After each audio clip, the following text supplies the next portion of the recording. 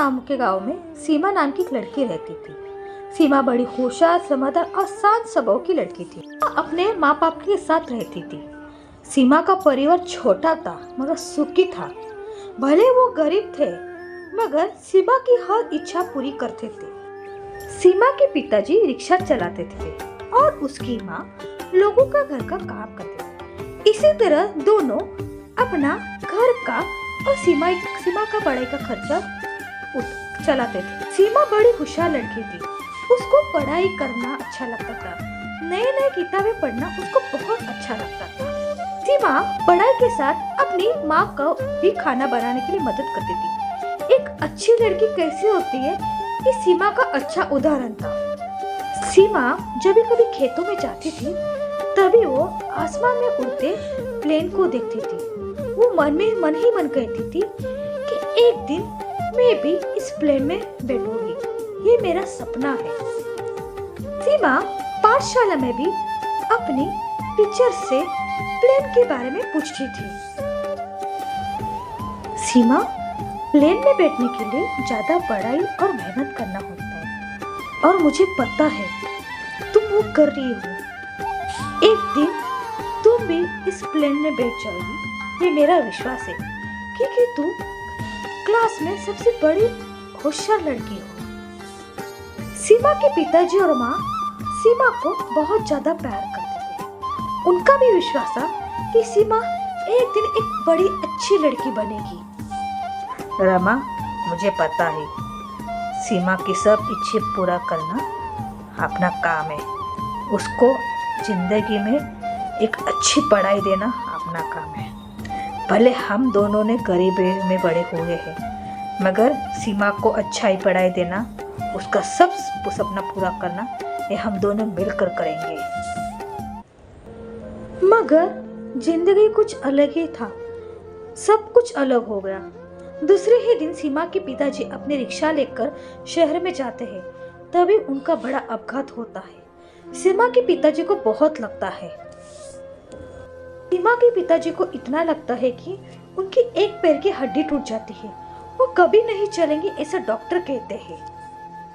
ये क्या हो गया? मैंने क्या सोचा था, सीमा को बड़ा करना है, उसकी हर सपना पूर्ण करना है, उसकी पूरी इच्छा करना है, उसको अच्छे पाठशाले में दाखिला देना है, उसको अच्छा सब कुछ देना है। जो हमें नहीं मिला वो सीमा को देना है।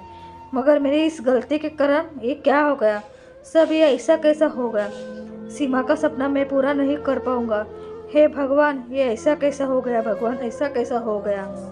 पिताजी, आप दुखी मत होना, कुछ नहीं हुआ है, आप मत रोना, मैं सब कुछ करूंगी।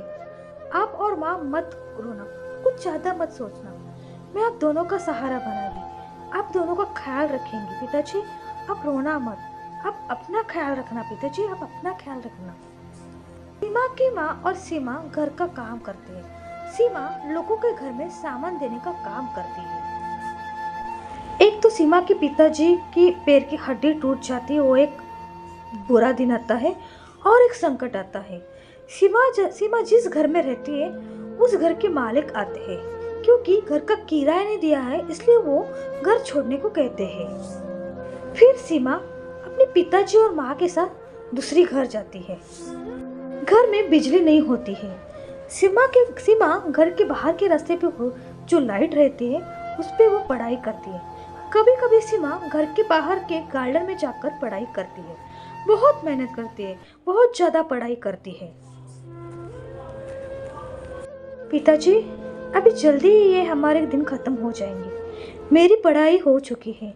अभी मैं 10वीं में की एग्जाम देखकर काम दे रही हूँ। वो पास होते मैं काम करेगी, घर को संभालेगी। आप मत दुखी होगे, मैं आपको सबको संभालेगी, अच्छा जिंदगी देगी। देखते देखते परीक्षा होती है।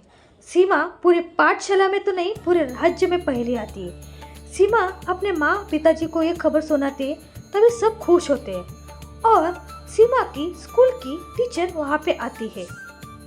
सीमा एक बहुत अच्छी लड़की है, बहुत मेहनती है। वो आज पूरे स्कूल में नहीं तो राज्य में पहले आई है। उसका भविष्य बहुत अच्छा है। मुझे पता है कि सीमा की घर की परिस्थिति अच्छी नहीं है। मैं सीमा को अपने साथ लेके जा रही हूँ, वहाँ पे अच्छा पढ़ाई देगी, उसका जो सपना है वो मैं पूरा करेगी।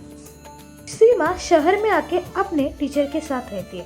सीमा अच्छे कॉलेज में जाती है, बहुत मेहनत करती है, बहुत अच्छी पढ़ाई करती है।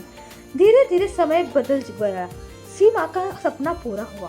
सीमा जो बचपन में देखती थी उड़ते हुए प्लेन को, अभी वो एक एयर होस्टेस बन गई है। सीमा ने उड़ते हुए प्लेन को देखते बोला,